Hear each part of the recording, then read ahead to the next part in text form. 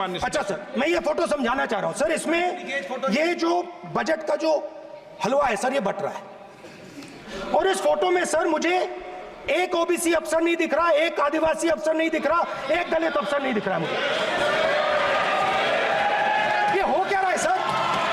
Sir देश का हलवा but रहा है सर, और इसमें 73% का एक है ही नहीं सर। ये आप लोग हलवा खा रहे हो और बाकी देश को हलवा मिल ही नहीं रहा है।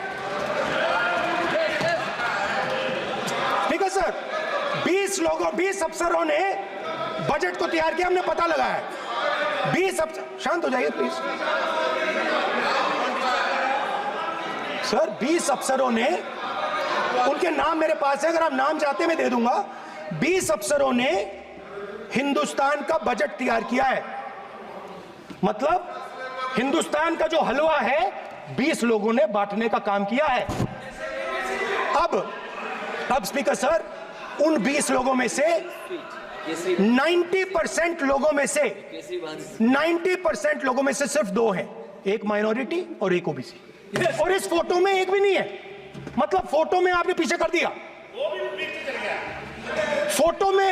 फोटो में तो आने नहीं दिया आपने, कोई नहीं आ सकता।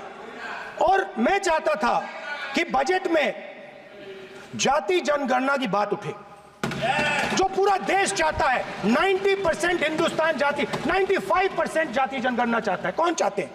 दलित चाहते हैं, आदिवासी चाहते हैं, पिछड़ा वर्ग चाहता है, गरीब जनरल कास्ट के लोग चाहते हैं, माइनॉरिटी चाहते हैं, सब चाहते हैं। क्योंकि सब लोगों को यह पता लगाना है कि हमारी भागीदारी कितनी है, हमारी हिस्सेदारी कितनी है।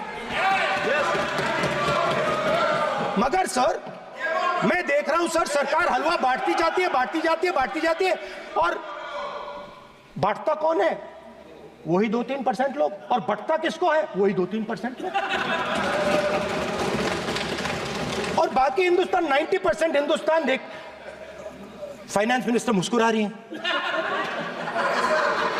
कमाल की बात है।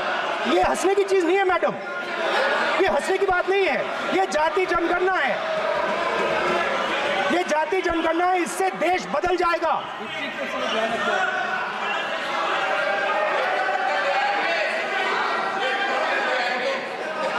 सर आपको सर ये जो कमल सर, जो पद्मव्यूह वाले हैं, उसको चक्रव्यूह को पद्मव्यूह भी कहा जाता है सर। जो पद्मव्यूह वाले हैं इनको गलतफहमी है। ये सोचते हैं कि देश के युवा, देश के पिछड़े लोग अभिमन्यु हैं। देश के पिछड़े लोग अभिमन्यु नहीं है, अर्जुन है। और वो जो आपका चक्रव्यूह है उसको फोड़ के फेंक देंगे, फेंकने वाले हैं। पहला कदम इंडिया गठबंधन ने ले लिया, आपके प्रधानमंत्री की कॉन्फिडेंस को हमने उड़ा दिया।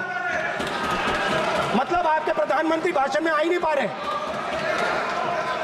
और मैं आपको एडवांस में बता देता हूं, मेरे भाषण में कभी नहीं आएंगे सर। अरे सर, इसमें क्या गलती है सर? एक बात बताइए,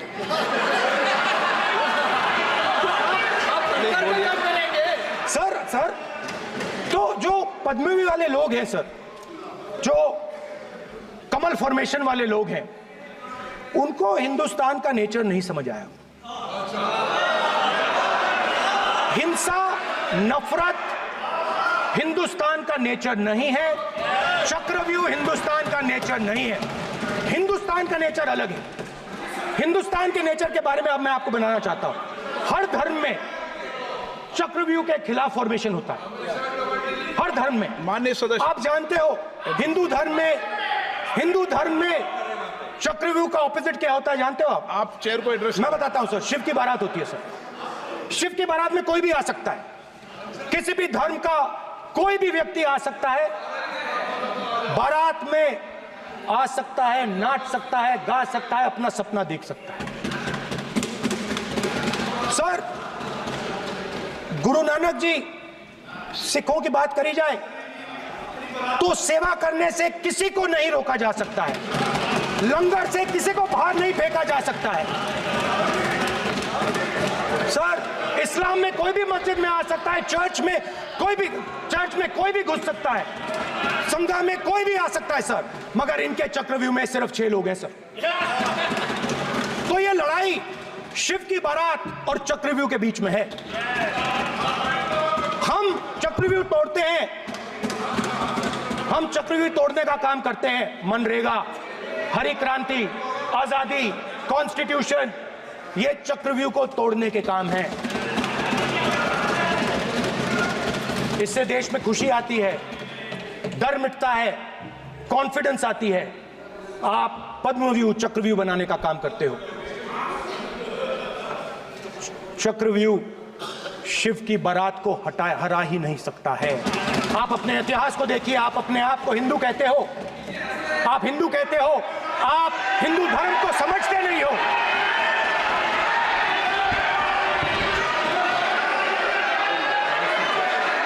आप चक्रव्यूह बनाने वाले लोग हो।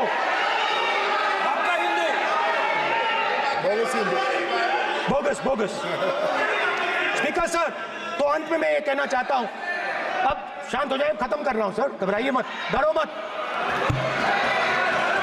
डरो मत। स्पीकर सर, सर कुछ महीने पहले सर, मैं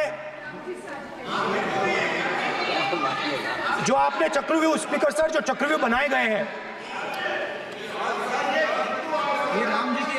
नहीं, कोई अपमान नहीं किया, मैंने कोई अपमान नहीं किया, मैं कर नहीं सकता कभी, जिंदगी भर मरने तक मैं अपमान नहीं कर सकता। क्या बात कर रहे हो आप, क्या बात कर रहे हो सर? तो आपने ये छोटे छोटे चक्रव्यूह बना रखे हैं, मैं इनको समझने की कोशिश करता हूं अपने छोटे से तरीके से। कुछ महीने पहले मैं 6-7 घंटे बढ़इयों के साथ काम किया। वहां विश्वकर्मा जी थे, उनसे मैंने एक सवाल पूछा। मैंने उनसे कहा कि आपको किस चीज से दुख होता है, किस चीज से आपको दर्द होता है? उन्होंने मुझे कहा, राहुल बात सुनिए, आपको समझ आ जाएगी, बात सुनिए, समझिए। सर इंटरप्ट कर रहे हैं सर, अब बोलिए, देखिए आप इतना इंटरप्ट करते हो और बोलते हो बेटे बेटे, आप तो पूरे भाषण में बेल में आ जाते हो, सवाल करते हो इंटरप्ट करने का। स्पीकर सर, तो मैंने विश्वकर्मा जी से पूछा कि आप यहां सालों से बढ़ाई का काम कर रहे हो, आप सालों काम पूरे देश में अगर आप देखोगे मिलेंगे, ढूंढो, आपको अपने घर में नहीं मिलेंगे, पूरे देश में मिलेंगे, ढूंढो जाके। तो मैंने उनसे पूछा, विश्वकर्मा जी आपको दर्द किस बात का होता है, दुख किस बात का होता है? तो उन्होंने कहा, राहुल मैं ये टेबल बना रहा हूं, मगर राहुल जी कहा, राहुल जी अब कहा वो मुझे अच्छा नहीं लगा, वो मुझे अच्छा नहीं लगा, मगर कहा सच्चाई है। तो उसने कहा, राहुल जी मुझे दुख इस बात का होता है, मुझे दुख इस बात का होता है कि मैं ये टेबल बनाता हूं, मगर जिस शोरूम में ये टेबल रखी जाती है उस शोरूम में मैं अंदर जा ही नहीं सकता। कुछ ही दिन पहले सुल्तानपुर के रास्ते पे मैं एक भाई के साथ, मोची भाई के साथ बैठा, उससे मैंने ये सवाल पूछा, आपको दुख किस बात का होता है? कहता है, राहुल जी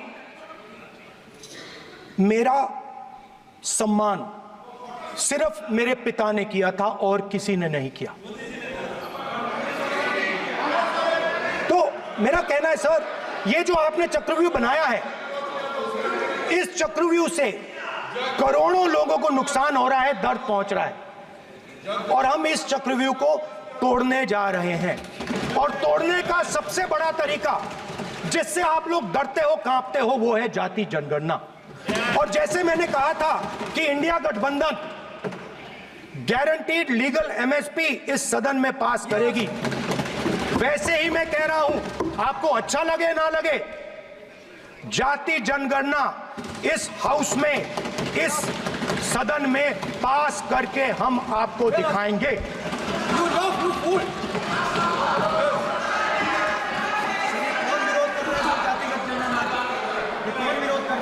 क्यों क्यों बैठे बैठे टिप्पणी कर रहे हो आप? क्यों बैठे बैठे टिप्पणी कर रहे हो? फिर वो टिप्पणी करेंगे तो? स्पीकर सर, जाति जनगणना से ये जो छोटे छोटे खांचे आपने बनाए हैं, ये जो आपने सिस्टम बनाया है, चक्रव्यूह का सिस्टम बनाया है, ये टूट जाएगा। और इसके लिए हम पूरा दम लगा के, पूरा इंडिया गठबंधन दम लगा के ये काम करेगा। धन्यवाद, जय हिंद।